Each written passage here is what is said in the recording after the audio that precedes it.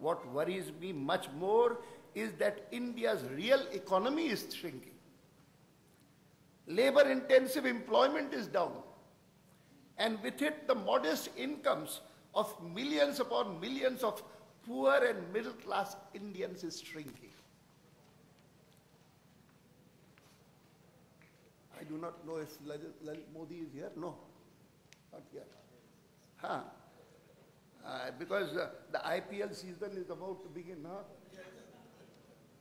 And the IPL season may not have been affected by the economic slowdown, going by the recent auction of cricketers.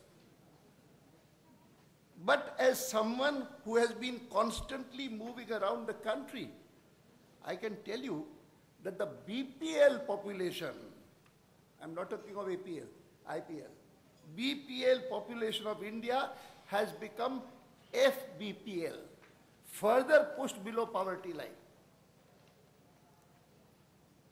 Millions of ordinary Indians have lost their jobs. Last year, 2008, when we talked about the economy and we were as opposition parties trying to point out how this government has failed, we used to talk only about prices, only about inflation. But while the government can claim that inflation has come down, can they claim that the specter of joblessness is much more than rising prices?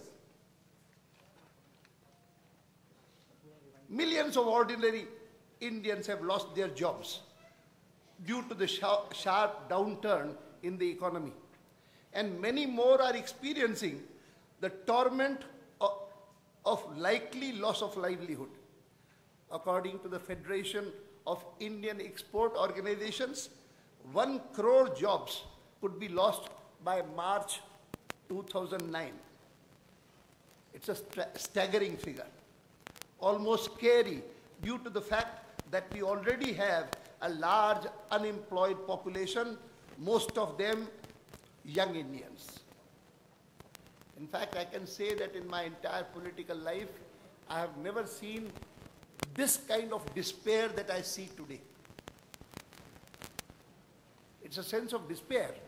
In fact, the other day, when I had an interaction with some leading leaders of business and industry, they asked me, what do you have in mind? Suppose the government, the people of India give the NDA a mandate.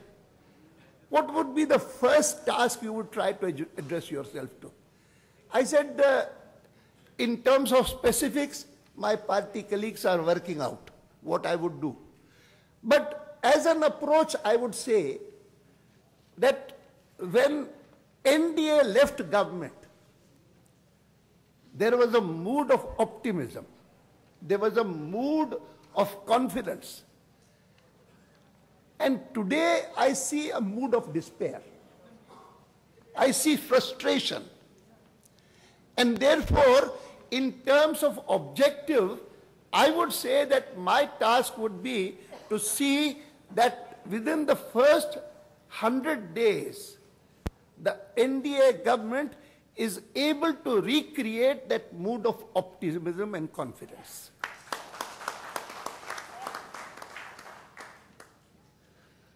In terms of figures, I would say the NDA government started with 5% growth in 1998.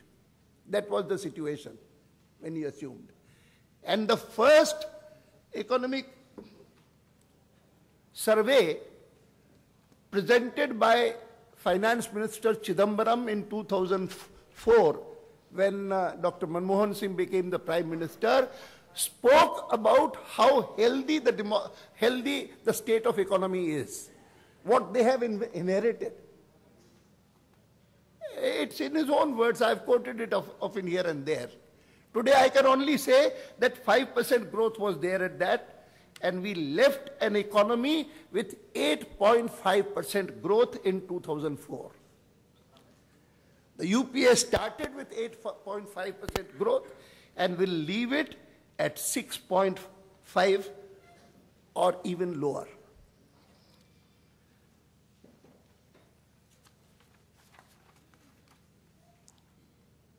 What is worse? Government is in a denial mode still. नहीं, कोई नहीं, खास बात है नहीं. और हमने नहीं किया है तो विदेश के कारण है. हम क्या करें, हमारे हाथ में थोड़ी है. Its leaders are shirking their responsibility for the current economic crisis by saying that it is due to external factors. हमसे कोई लेना देना नहीं. Even in inflation, they used to reply in the same manner. The finance minister said in parliament, after all, we have to import. And we must understand that these days, whenever we import inflation also. Same alibi. I remember that some decades ago, when I started my parliamentary career, the governmental leadership at the time used to attribute every problem to the foreign hand. The sense was different that time.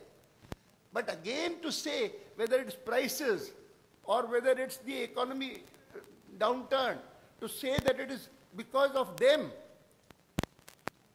that we are having to suffer this, not because of anything wrong that we have done. What did you do about the prices? Knee-jerk reactions. Short-sighted inflation control measures. Interest rates were raised. Liquidity was sucked out of the system. All this throttled business and industry. I had an interaction with leaders of business and industry, as I mentioned it, 4 weeks back.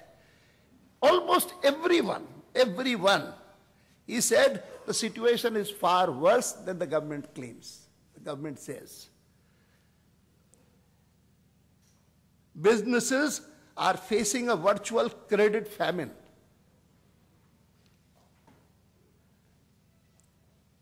More than that, I know that it is the small and medium companies, the entrepreneurs, the farmers and traders who have been badly hit with higher interest rates and lack of credit.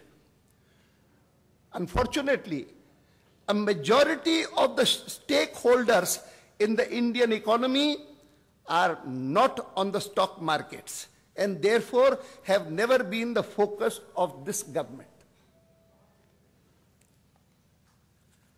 After all, anyone who has any little understanding of economy like as I have, he would say that removal of infrastructure bottlenecks is a precondition for high and sustainable rates of economic growth.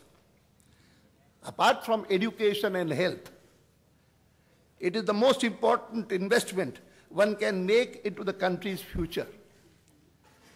The past 5 years have been largely a wasted period from this point of view. A wasted period. The Prime Minister is unwell. I wish him speedy recovery. But I wish he could answer the country as to why the most important infrastructure project launched by the Vajpayee government, the National Highway Development Project, has been given almost a go-by. No development, no progress. That has nothing to do with the international economic crisis, global crisis. Someone gave me figures of the power installed during the last year. Just 7,000 megawatts power generation capacity increased. And in comparison, China, the same year, 100,000 megawatts, as against 7,000 megawatts.